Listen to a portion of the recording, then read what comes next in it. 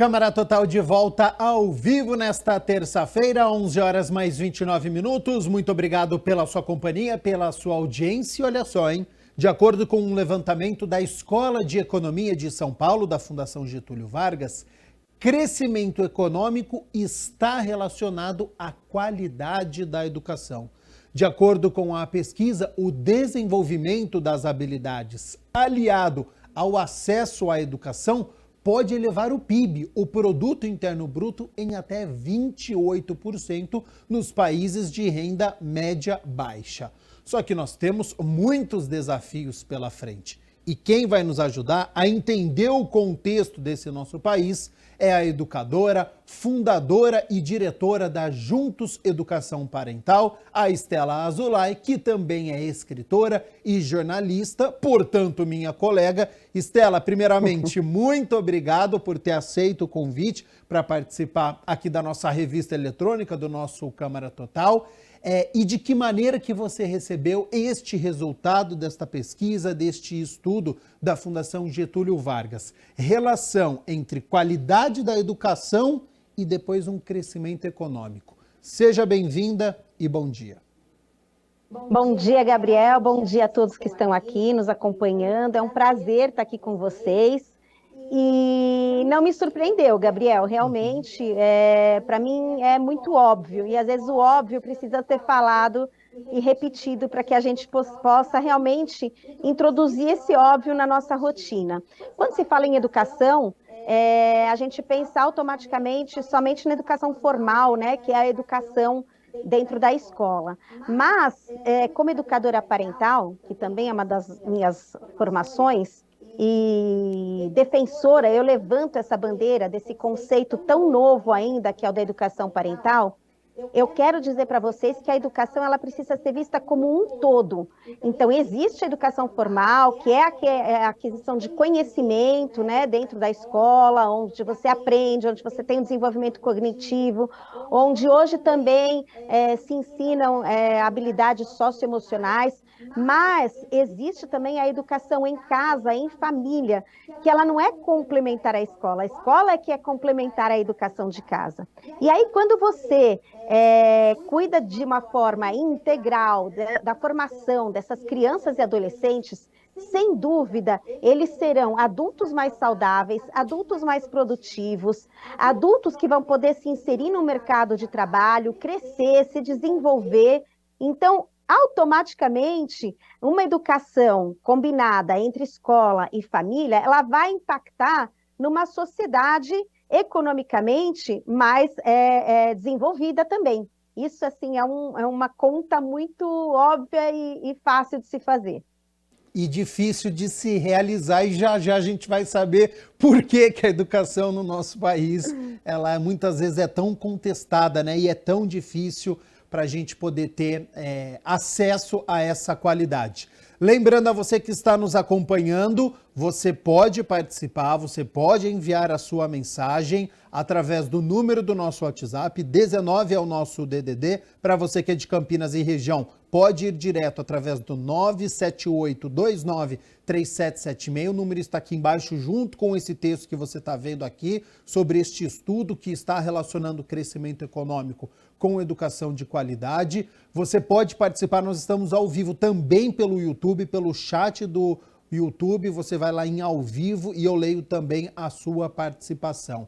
Estela, antes de nós falarmos mais sobre este estudo, sobre educação parental também, para quem não tem ainda familiaridade com este termo, eu falei na minha abertura que você é minha colega de profissão, porque você trabalhou como repórter no SBT, na TV Record, foi correspondente em Jerusalém, Israel, onde morou por 4 anos. Quando que na sua vida você decidiu que a educação seria este tema central? Olha, depois que eu me tornei mãe de 4 filhos, né, assim, eu sempre fui muito carreirista, como você trouxe agora, né, e fui ter a minha primeira filha aos 29 anos, e nunca me preocupei com educação de filhos, né, eu acreditava que era algo muito natural, intuitivo, que a gente repetiria algumas coisas, ou não repetiria algumas coisas que a gente recebeu dos nossos pais. E assim, facilmente, né, apenas com amor e intuição, eu conseguiria levar essa jornada maternal. E não foi assim, né? Assim, exatamente pelo fato de eu ter pouquíssimo conhecimento e informação, por ter me dedicado tanto à minha carreira, eu me senti muito desempoderada quando eu tive a minha primeira filha. E fui notando ao longo do tempo, depois que eu tive minha segunda, meu terceiro, meu quarto filho, né? Que era um videogame, mudava a fase e ficava só mais difícil. E que conhecimento era algo muito importante, rede de apoio também era algo muito importante. Então eu entendi que tanto na minha vida pessoal, na minha vida profissional, e no futuro de um mundo que, como jornalista, eu sempre fui muito idealista, e trabalhava em nome da construção de uma sociedade melhor e mais justa e bem informada, eu entendi que começava pela nossa casa e que começava pela formação de pessoas melhores. E isso dependia muito da minha postura como educadora. Então, foi aí que, ao longo do tempo, aos poucos, eu fui levantando essa bandeira da educação, principalmente dentro de casa. Quantos livros você já lançou e a temática sempre voltada para a educação e para essa relação entre pais e filhos? Os livros todos que eu participei e lancei, eles estão voltados para a temática de educação de filhos. Eu lancei o meu primeiro livro autoral ano passado, Como Educar, Se Não Sei Me Comunicar, e também o meu livro Caixinha, que é como se fosse mais ou menos um jogo, conte sua história para seu filho, onde eu estimulo através de cartas, sem perguntas que os filhos fazem para os pais, esse diálogo, né, essa criação de vínculos através do storytelling dos pais, tios, enfim, avós, né? E também participei de mais 3 livros como coautora, sempre falando da questão de comunicação, que é a minha especialidade, né?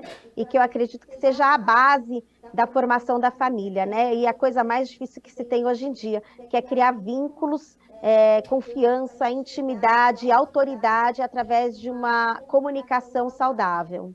Muito bacana. Aliás, livro Caixinha, a gente já entrevistou aqui no nosso programa muitos autores. Essa ideia eu acho que é muito bacana. Inclusive, já comprei livros, depois fui na livraria sobre memória para poder ajudar. Então, muito bacana essa iniciativa.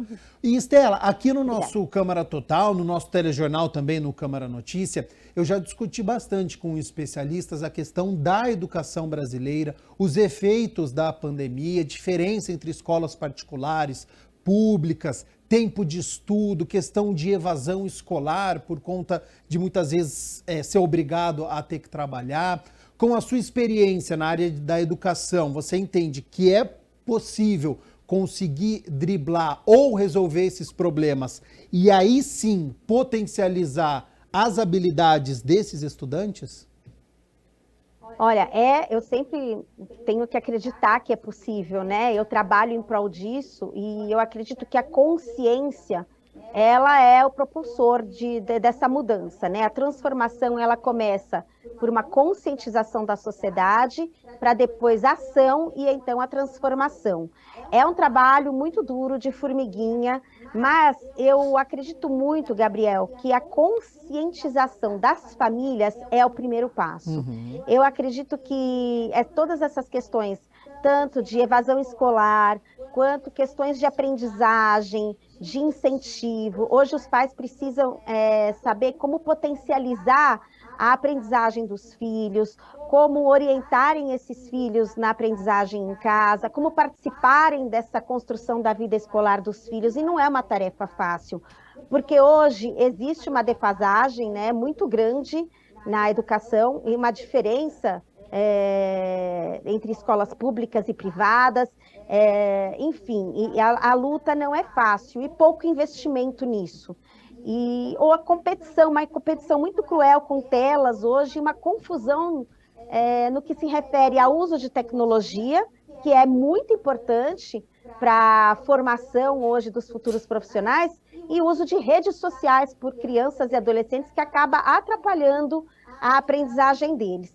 E óbvio, você tocou nesse tema, né, da questão financeira, que depois da pandemia muitos jovens tiveram que sair para trabalhar, para ajudar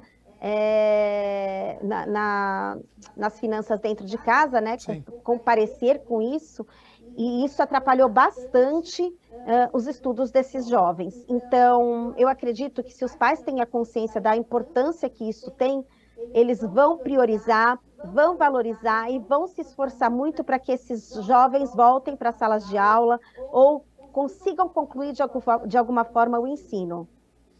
Ô Estela, já que nós entramos no assunto dos desafios, segundo o IBGE, mais da metade dos brasileiros com 25 anos ou mais não possui ensino médio completo. 13 milhões de jovens não estudam nem trabalham.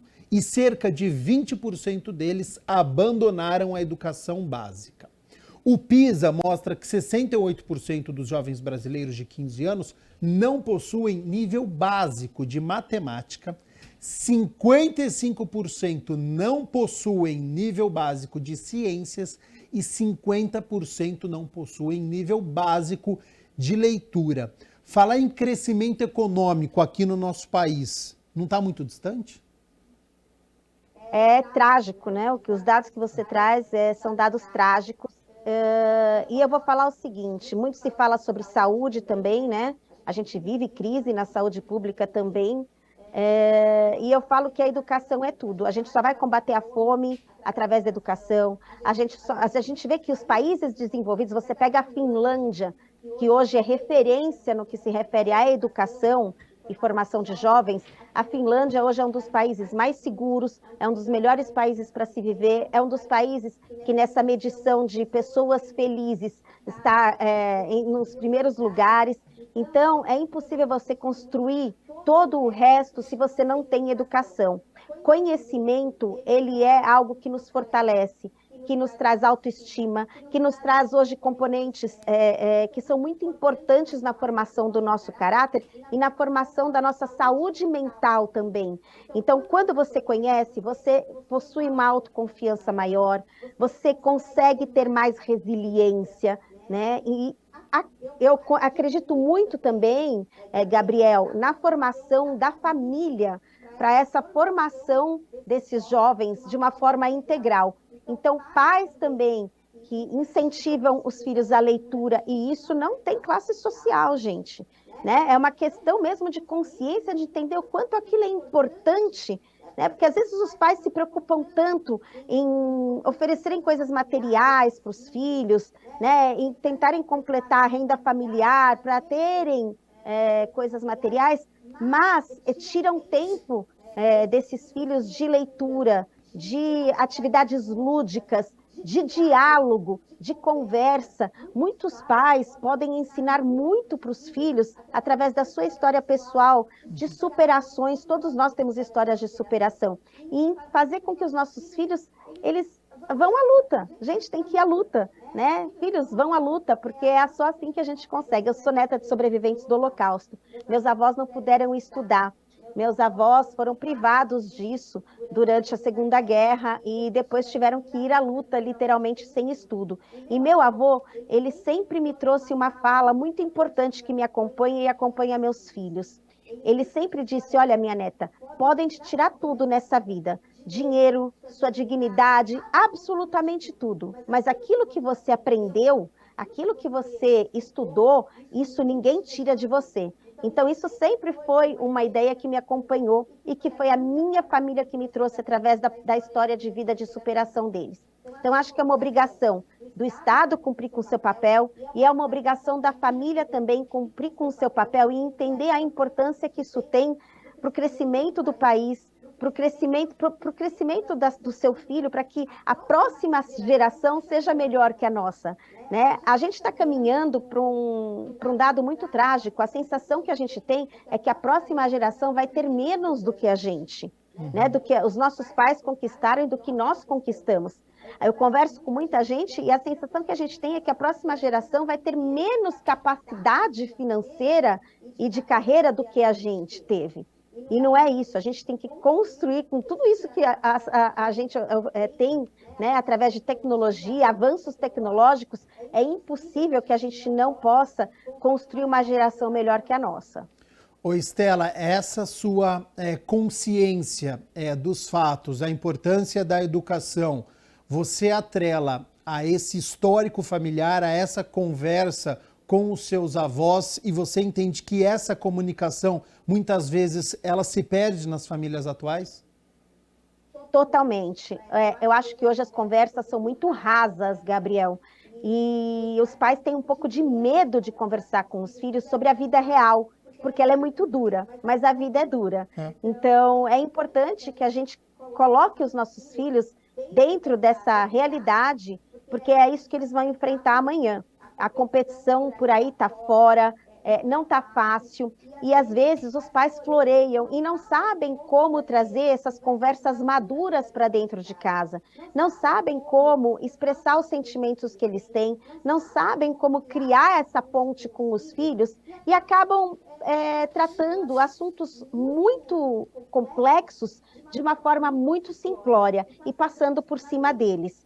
Então, eu acho que é muito importante que os pais amadureçam essa postura, entendam que eles têm essa função educadora, entendam que tudo que eles podem oferecer para os filhos é o que eles aprenderam e um pouco mais. E o que eles aprenderam é o que eles adquiriram de conhecimento formal e o que a vida ensinou para eles. E é através disso que eles podem humanizar a figura deles e, ao mesmo tempo, trazer esse ambiente de hierarquia em casa e respeito. Porque os seus filhos, a partir do momento que descobrirem todas as superações que vocês tiveram, eles vão respeitar mais a sua história. Eles vão se conectar mais com você, porque todos nós já fomos crianças, adolescentes, tivemos questões com os nossos pais, tivemos questões com os nossos amigos, tivemos questões de insegurança. Então, é muito importante que os pais tenham essa consciência do valor que tem eles trazerem informação informal para os filhos também. E discutirem temas atuais, como fome, como dinheiro, como saúde, como guerra. Claro, gente, que com o mínimo de bom senso, trazendo uma linguagem acessível e que esteja de acordo com a idade e fase e maturidade daqueles filhos, né? Cada filho tem um grau de maturidade. Eu tenho 4 e posso dizer isso, cada um é diferente do outro. Mas os pais, eles acham que subestimam muito a capacidade dos filhos e acreditam que eles não têm condições de entender do que se trata a vida. E eu digo que não. Eu digo que eles têm bastante condições e que os pais, às vezes, tomam sustos do quanto os filhos percebem o que acontece ao redor deles. Então, nós pais precisamos dar a noção real, a nossa visão, a referência correta de tudo que eles vão captando de uma forma, assim, um pouco... vamos dizer assim, por inércia, e acabam criando muitas coisas na imaginação deles que não são reais. E aí não amadurecem, e aí distorcem e perdem referências importantes, que somente nós dentro de casa podemos levar para eles. Até porque, Estela, eles crescem rápido, né? De uma semana para outra já muda muita coisa. Muito rápido, eu posso dizer assim que o tempo voa e a gente vai errar. Viu, Gabriel? É muito importante que os pais... Às vezes eu dou entrevista, eu faço uma palestra e os pais, puxa vida, nossa, mas eu não sabia, não escutei isso antes e agora já errei tanto. Eu errei um monte, gente, errei muito. A minha primeira filha foi uma grande cobaia, né? Sim. Eu até às vezes peço desculpas para ela. Mas o que eu quero dizer é que nunca é tarde para a gente resgatar essa postura, nunca é tarde para a gente aprender sobre a nossa função educadora, nunca é tarde para a gente mudar hábitos, nunca é tarde para a gente levar valores, nunca é tarde para a gente refazer vínculos com os nossos filhos, eles já podem ser adolescentes. Eu acho que sinceridade, né, é a coisa mais importante. Então, ter uma conversa sincera, falar do que você sente, de como você se sente, até mesmo do que você sente como erros que você cometeu e continua cometendo, do quanto você busca se desenvolver como pessoa e ser humano e ser melhor. Isso possibilita que os seus filhos também refaçam os caminhos deles, né? E aí as coisas ficam muito mais verdadeiras, reais, palpáveis, e a gente pode, então, reconstruir relacionamentos e reconstruir nossas histórias. Ô Estela, o ministro da Educação, Camilo Santana, aponta que o custo com um estudante repetente pode ser 4 vezes maior do que o valor investido em um estudante na idade adequada de aprendizado. Nós temos aqui no estado de São Paulo a progressão continuada, em que o aluno passa automaticamente pelas séries e é avaliado ao final de um ciclo. E aí quem não aprende adequadamente deve passar pelos processos de aceleração, conhecido como recuperação, e que muitos acabam chamando aí de aprovação automática. Como é que você entende o papel dos pais responsáveis nesse aprendizado das crianças e dos adolescentes? Veio uma nota baixa, conversado por que essa criança teve essa nota baixa, muitas vezes pode ter um fator que não tem a ver com uma disciplina, com algo pessoal, é através dessa comunicação, é se interessar pelo dia a dia deste aluno, é ir na escola perguntar como ele está nesse dia a dia, não só perguntar se o 8 tá bom e o 4 tá ruim. Exatamente, mesmo porque não existe essa referência real, né? Para cada um é muito relativo isso. O 8 para um pode ser uma péssima nota e para outro pode ser uma conquista fantástica. Gente, tem pai e mãe que não abre a mochila do filho, que não abre a agenda, que não sabe o que o filho está levando para a escola. Aquela criança já sai de casa sem um planejamento, ela sai já angustiada porque os pais não deixaram preparado para ela o uniforme na noite anterior, ela foi dormir tarde, não teve horário, não teve... São tantos fatores que influenciam numa boa aprendizagem daquela criança em sala de aula. Então, um ambiente em casa seguro não é só a conversa, tá? Começa por tudo, por uma organização da família, com disciplina, com rotina. A rotina é muito importante para crianças e adolescentes, gente. Então, um horário para se comer, um horário para se fazer a lição, um horário, claro, que não é um quartel-general, mas a rotina ela é importante até mesmo para que exista a fuga da rotina, sim, ou a exceção naquele dia, né?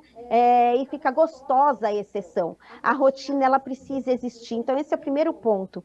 Esse acompanhamento da vida escolar feito pelos pais, e quando eu digo pais, gente, eu quero incluir aqui a figura masculina, paterna também, porque quando a gente fala de escola, é só a figura materna que está lá, né? É muito importante que os filhos sintam que os pais se importam, e os pais é pai, mãe, ou qualquer que seja a configuração daquela família, sim, né? Hoje a gente tem diversas configurações, não importa, mas que os responsáveis por aquela criança e adolescente se interessem, não quando ele tem uma nota baixa, não quando ele é chamado na escola para repreender, mas no dia a dia, e no dia a dia, como você falou, Gabriel, é muito raso você ficar só, como foi esse dia? Foi legal? Né? A gente tem que aprofundar. Como você se sentiu hoje, filho? Como você gosta do seu professor de matemática? O que você aprendeu de novo hoje na escola, não só na sala de aula? Quais são os seus melhores amigos? Com quem você conversou? Sobre o que você conversou? O que você contou sobre a nossa casa na escola? Eu gosto de perguntar para os meus filhos o que eles contaram, o que eles falam de mim na escola. Aprofunda, gente. Então, existe todo um quadro que pode cooperar, né? Não é só cobrar. Você fez lição de casa?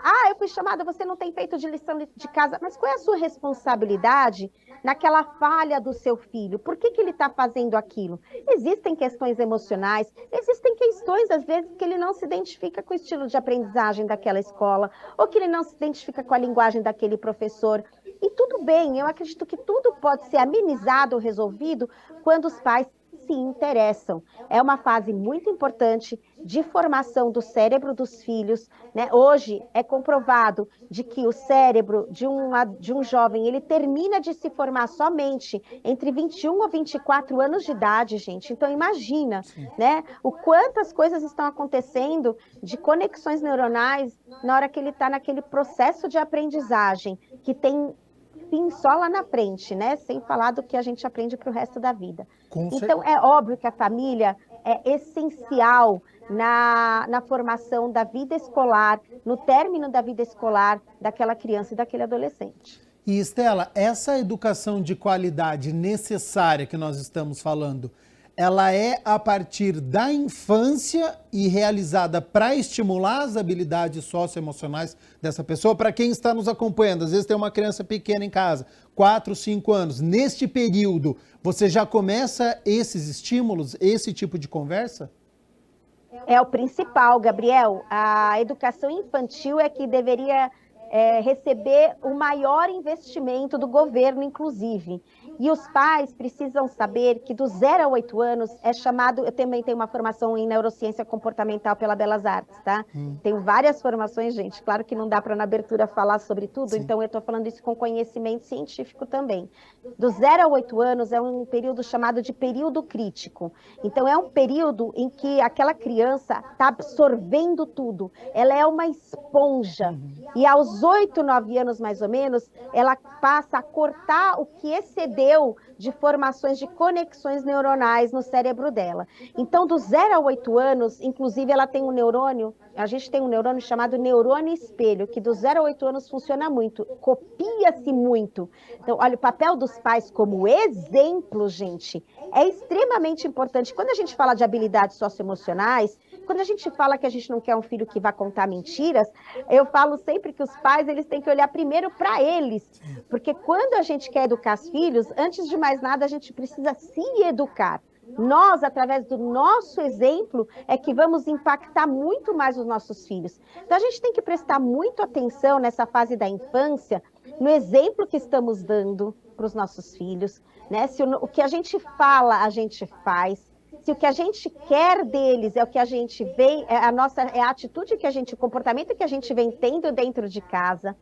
E, sem dúvida alguma, se preocupar com todo ambiente que envolve eles, em que eles estão envolvidos, tanto na escola quanto fora da escola, porque vai ter um impacto na formação lá na frente. E você fala de habilidades socioemocionais, hoje se fala muito em empatia, né, Gabriel? Sim. E eu brinco que empatia começa dentro de casa, empatia começa no banheiro de casa. Lá em casa, eu sempre falo que a gente tem que prestar atenção quando termina o papel higiênico, porque na hora que termina o papel higiênico na sua vez, depois alguém vai entrar e vai passar por uma situação extremamente constrangedora. Sim. Então, empatia não começa nas grandes coisas no mundo aí fora. Cidadania não começa nas grandes coisas aí fora. Começa nas pequenas coisas do dia a dia dentro de casa. E lá em casa a gente até brinca. Gente, acabou a empatia, né? Quando alguém esquece. Sim. Então, a gente tem que ter esse olhar para o nosso microcosmo, para as coisas simples da vida, porque é aqui que a gente está ensinando os nossos filhos. E, sem dúvida alguma, a infância é o momento mais importante, é o que necessita de mais atenção e é o que precisa de mais investimento. Estela, e se você tiver essa empatia, essa cidadania, este acesso a essa educação de qualidade, se isso acontecer, você entende que nós teremos futuramente redução de crimes violentos, de prisões e até de desemprego, já entrando nessa questão também do crescimento econômico? 100%. Eu falo o seguinte, Gabriel, isso aqui é uma bandeira que eu levanto, é um dos pilares de tudo que eu acredito, do meu propósito de vida, está no meu livro, está no meu projeto, que é a minha empresa, Juntos Educação Parental. Eu sempre falo que a gente costuma dizer que, se perguntar, né, que mundo a gente vai deixar para os nossos filhos? Puxa, o mundo hoje está tão louco, que mundo a gente vai deixar para os nossos filhos? E eu gosto de inverter essa pergunta. A minha pergunta é: que filhos a gente vai deixar para o mundo? Porque o mundo melhor se constrói com pessoas melhores, e pessoas melhores se constrói dentro de casa, gente. É dentro de casa que se começa. É na hora que você não deixa jogar um lixo pela janela na rua, é na hora que você vai passear com o seu cachorro e vai recolher os restos dele, é na hora que você vai parar numa vaga e vai pensar na pessoa que vai parar atrás de você quando você vai num shopping, quando você vai estacionar seu carro na rua. A cidadania começa por aí. É na hora que você não vai dar aquele jeitinho de furar uma fila, na hora que você vai assinar um canal e não vai assinar um canal, fazer um gato para assinar um canal. Sabe? São nessas pequenas atitudes honestas que a gente vai construir um mundo melhor, dando esse exemplo para os nossos filhos, criando cidadãos mais íntegros. A gente fala tanto de política, a gente fala tanto desculpa, esqueci a palavra, né? Não é fraude, gente, é de políticos honestos, né? Enfim, os políticos são seres humanos que foram educados dentro... Corrupção, desculpa, nossa, uma palavra tão simples, né? E eu tô aqui falando tanto, mas a gente, né, fala tanto, reclama de corrupção, tem as pequenas corrupções que a gente comete dentro de casa, delitos que a gente comete dentro de casa e fica reclamando de políticos aí fora. né? E que exemplo a gente está dando com esses pequenos delitos dentro de casa para os nossos filhos, que serão os futuros políticos amanhã. Então, sem dúvida alguma, a gente só vai combater fome, criminalidade, construir um mundo melhor, mais empata, com cidadãos mais íntegros, com uma situação, melhor saúde, com aumentar o PIB do país através da educação, tanto formal quanto dentro de casa. Oi, Estela, quero falar sobre essa relação entre educação de qualidade e também geração de empregos. Para aquele jovem que estudou, se dedicou, adquiriu conhecimento, é necessário que a empresa o valorize, traga também uma humanização nas interações dentro das empresas? Olha, existe hoje, Gabriel, uma mudança desse olhar, né? Então, hoje, as empresas, elas não estão olhando só para o currículo. Hoje é muito importante que aquele jovem que sai para o mercado de trabalho traga também propósito, traga valores agregados e traga habilidades socioemocionais que muitas vezes não se aprende nos livros. Apesar de que hoje já se introduziu a aprendizagem de habilidades socioemocionais através de livros, é muito importante também hoje no mercado de trabalho que aqueles jovens, e vão se diferenciar no mercado de trabalho também, não só pela formação acadêmica, mas também pela formação de caráter, postura, uma postura madura, saber trabalhar em equipe, saber compartilhar. Então, tudo isso vai contar na hora de contratação. O mercado está de olho nisso. Hoje, selos como Great Place to Work, ESG, onde se olha para a sustentabilidade, para as questões sociais. Então, um jovem, quando ele vai entrar no mercado de trabalho, uma empresa vai contratar aquele jovem, ele vai olhar para todo esse conjunto, né? Não é uma coisa só. Então, é importante, sim, uma educação de qualidade, mas a educação de qualidade hoje, ela tem um caráter mais amplo. Ela não está focada só naquela formação acadêmica, ela está focada na formação também de habilidades socioemocionais, na formação íntegra daquela pessoa, em como ela se comporta em sociedade, nos valores dela, né? Como ela enxerga a sociedade, como ela entende que ela vai contribuir para a sociedade através daquela profissão, daquela carreira, daquele trabalho, né? Então, é um conjunto muito mais amplo e complexo do que aquele olhar só, quando a gente fala de educação de qualidade, não é só a formação acadêmica. Sim. Por isso que eu falo sobre a importância da família e da formação de caráter que a família pode oferecer para aquela criança e jovem dentro de casa. Ô, Estela, eu falei na minha abertura que você é educadora parental, que você é fundadora, diretora da Juntos Educação. Para quem não está familiarizado com este termo ou não conhece, existe um manual já pré-estabelecido de como eu vou lidar com esse jovem? Não existe manual, mas pode ser sempre melhor, né? Claro, porque cada ser humano é um ser humano, cada criança é uma criança, cada adolescente é um universo, ele pode crescer na mesma casa, no mesmo ambiente e ainda assim tem que ser diferente o olhar para aquele, né, ser humano, individualizado. Mas o que eu quero dizer é o seguinte, lá atrás, no começo da entrevista, eu falei que eu achei que amor e intuição seriam suficientes para educar meus filhos. Amor e intuição não são mais suficientes para educar filhos no século XXI. São muitos os desafios, principalmente depois da pandemia, isso ficou muito claro, né? Então, o que é a educação parental? A educação parental é um conceito novo, mas que já vem sendo tratado com muita seriedade, já virou pauta em Brasília, já se tornou pauta no Congresso Nacional, ele entrou para a pauta do Dia Internacional da Família, a educação parental, ela é uma nova profissão, eu me formei como educadora parental, e hoje já é também citado como política pública. Então, a educação parental nada mais é do que um profissional que vai ajudar aquele pai a amadurecer naquela função educadora dele, a saber lidar com diversos temas. Por quê? Porque os pais hoje se sentem muito perdidos na hora de educar os filhos. Não sabem que decisões tomarem, que escolhas fazer, que limites colocar, né? E fica muito confuso, porque o mundo hoje está cheio de informação. Você abre as redes sociais, todo mundo está falando de tudo, todo mundo sabe de tudo. Você hoje adquire muita informação. mas como transformar a informação em conhecimento. Então, os pais precisam entender que eles precisam se educar antes de educar os filhos. E esse é o papel do educador parental.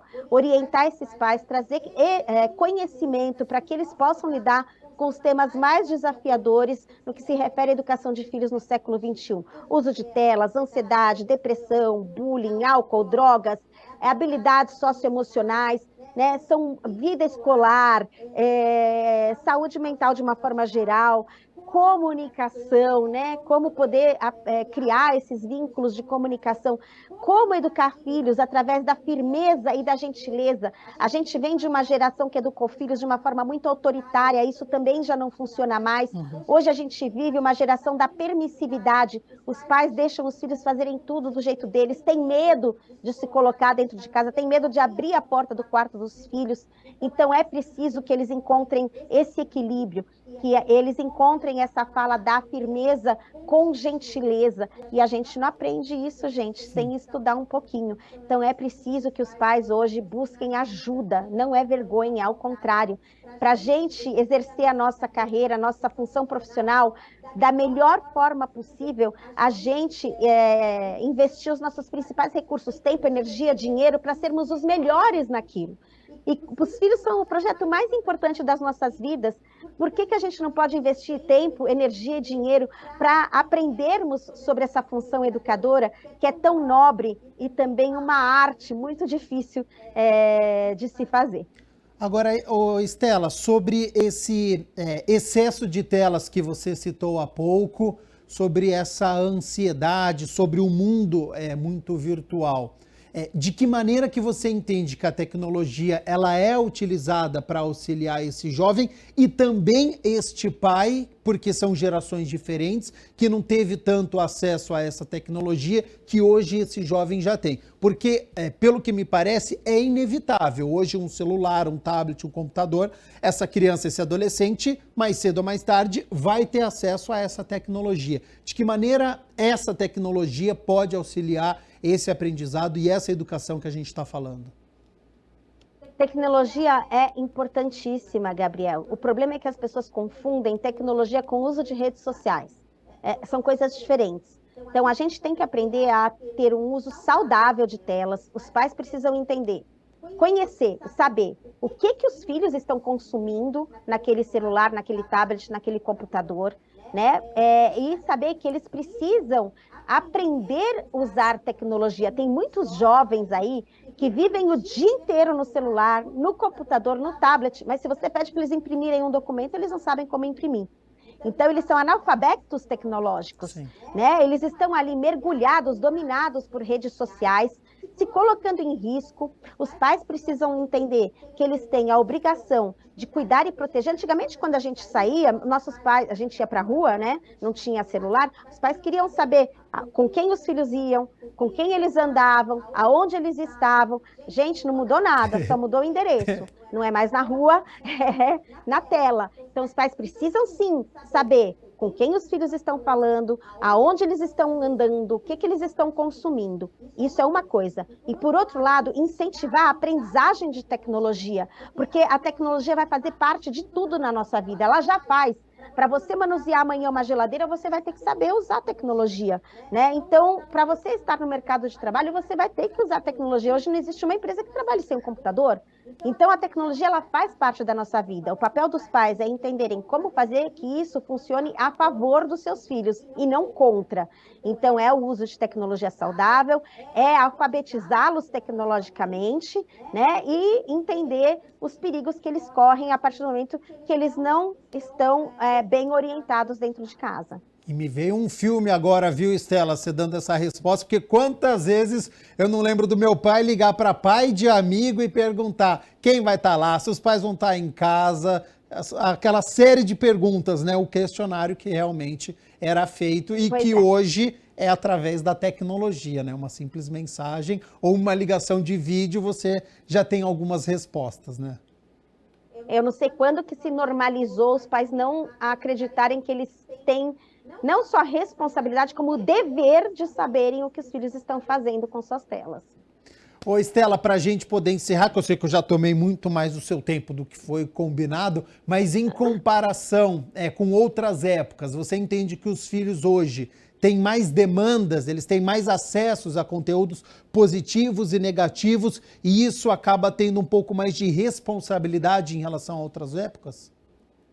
Com certeza, eles têm acesso a absolutamente tudo. Os pais não podem ter a ilusão de que se eles não têm um celular em casa, eles não estão acessando nada. Eles vão para as ruas, eles vão acessar do amigo, eles vão ficar curiosos. Então, proibir não é o caminho, né? Então, o que eu sempre indico, Gabriel, é diálogo, diálogo, diálogo. Tem que conversar, tem que falar a respeito, eles têm que estar cientes dos perigos que eles correm, eles têm que estar cientes dos benefícios que eles podem ter através da tecnologia. Os pais precisam conversar, gente, a conversa não tem fim, é conversa diária, é sentar numa mesa e falar sobre isso, né? Então, os nossos filhos estão extremamente expostos hoje a tudo. Há cursos incríveis que podem trazer aprendizados para eles, fenomenais através do computador, e também riscos para a saúde física e saúde mental deles, que também eles podem adquirir através do computador. Então, a gente precisa ter essa consciência, essa sabedoria, essa maturidade, para que os nossos filhos possam interagir no mundo de uma forma consciente, saudável e segura. Estela Azulay, educadora, fundadora, diretora da Juntos Educação Parental, escritora, jornalista, muito obrigado novamente pela disponibilidade do seu tempo. Todas as informações que foram passadas aqui, eu tenho certeza que de grande valia para quem está nos acompanhando. Não é um assunto fácil de educação, justamente por não existir este manual, sempre uma pessoa muito diferente da outra, mas existe então este caminho que através das suas informações, dos seus livros, tenho certeza que o nosso público está muito bem informado. Já faço o convite aqui para uma próxima oportunidade para você retornar aqui no nosso Câmara Total para falar sobre esse e também outros assuntos. Já está aceito, Gabriel. Foi um prazer estar aqui com vocês. Espero ter colaborado.